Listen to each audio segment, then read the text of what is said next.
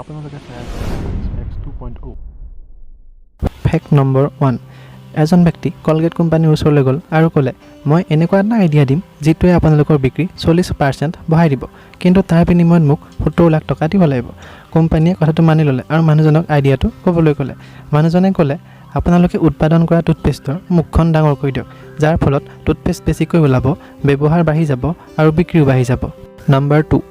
জাপানৰ পাছপোৰ্ট পৃথিৱীৰ সকলোতকৈ বেছি পাৱাৰফুল পাছপোৰ্ট যদি কাৰোবাৰ হাতত জাপানৰ পাছপোৰ্ট থাকে তেন্তে তেওঁ কোনো ভিজা নোহোৱাকৈ 190খন দেশ ট্ৰেভেল কৰিব পাৰে নম্বৰ 3 আমি সকলোৱে জানো আমেৰিকা এখন শক্তিশালী দেশ কিন্তু আপোনালোকে জানেনে আমেৰিকাত ইমানেই বেছি ভাৰতীয় বৈজ্ঞানিক ডক্টৰ আৰু অন্য কৰ্মচাৰী আছে যদি তেওঁলোকক ভাৰতলৈ ঘূৰাই অনা হয় তেন্তে আমেৰিকাই নিজৰ আধাখিনি শক্তি হেৰুৱাই পেলাব নম্বৰ 4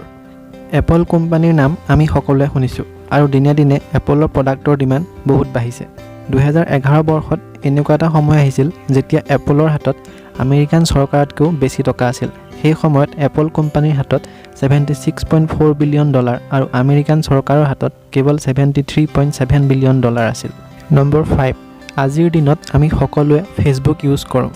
যদি আপুনি ফেচবুক একাউণ্ট লগ ইন কৰি ইণ্টাৰনেটত অন্য বেলেগ কিবা কাম কৰে তেতিয়া ফেচবুকে আপোনাৰ সকলো গতিবিধি ৰেকৰ্ড কৰি থাকে গতিকে ফেচবুক লগ ইন কৰি ইণ্টাৰনেটত যিকোনো বস্তু সাৰ্চ নকৰিব যদি ভিডিঅ'টো চাই ভাল পালে তেন্তে এটা লাইক কৰি দিব আৰু এনেকুৱা ধৰণৰ ফেক্টসমূহ পাই থাকিবলৈ আমাৰ চেনেলটো সাবস্ক্ৰাইব